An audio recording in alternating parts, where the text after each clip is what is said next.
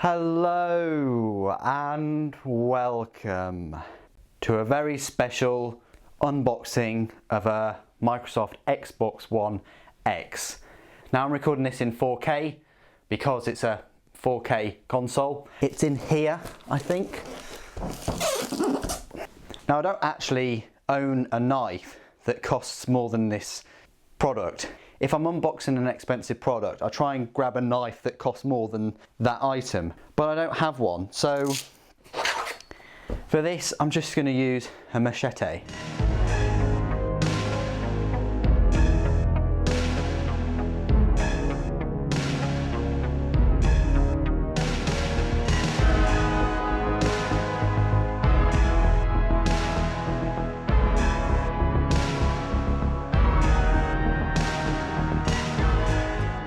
So this is it. One of these will cost you, I think they're £440 now. Unfortunately it's a 1 terabyte. I don't think you can get a 2 terabyte. It would have been nice if they bumped it up to 2 terabytes from last year's Xbox One S console, which I did get. I do have a very nice big 4K TV. For me, the upgrade was just a must. I think a PlayStation 4 Pro is £290, so you're paying £150 more for actual 4K resolution rather than it just being upscaled or the use of checkerboarding.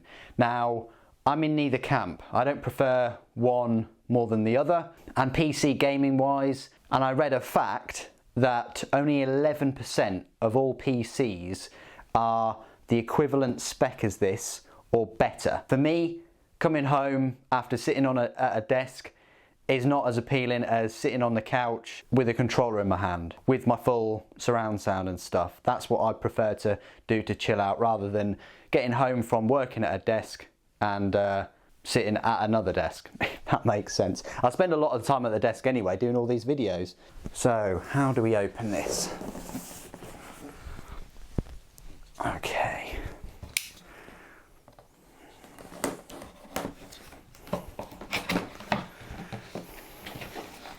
So we get one of these. Looks like you've got Xbox Live Gold. So you've got an Xbox Live Gold sheet.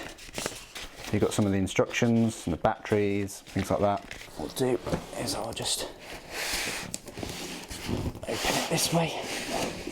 It's well packaged in this big foam blocks. I think the controller and everything is in here. I will be doing size comparisons between this and the Xbox One S and also the PS4 Pro, if you want to see those. There's the HDMI cable, quite a thick one actually, pretty good. So there we go. Yeah, feels identical. They've still got the sharpness there around the triggers, which I'm not a big fan of. I just prefer the PlayStation 4 controller, I really do. This one's nice and it's light and it's definitely a huge improvement over the Xbox One when that first came out.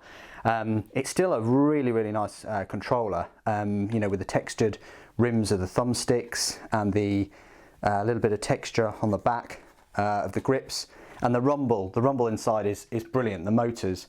And then you get the power cable. Remember the Xbox 360 power brick? That was huge, wasn't it? It's this big, thick, heavy thing.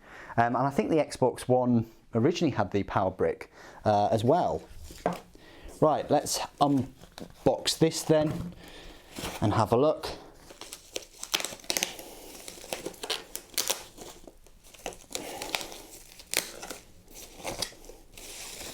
So there we go. So it's in a matte finish, which means obviously fingerprints aren't going to show up as much. Yeah, it's quite small. It's so heavy though. That's the front of the console. Do not move console without first removing any disc inside. I don't think it's got a disc inside at the moment. So that's the power button. But yeah, it's chunky, it's heavy. No big fan on the top because there's a minimal sort of venting at the sides, no venting really at the front. There's a vent here, and then there's just this big vent at the back. So it's a heavy console, but yeah, I know it's got the vapor chamber cooling system in it, but yeah, it's a far cry off of you know, the Xbox One S that has the big sort of fan on the top. So that's it for my unboxing. I'll be making separate videos for both the size comparisons between the Xbox One S and PlayStation 4 Pro. So I hope you'll join me for those.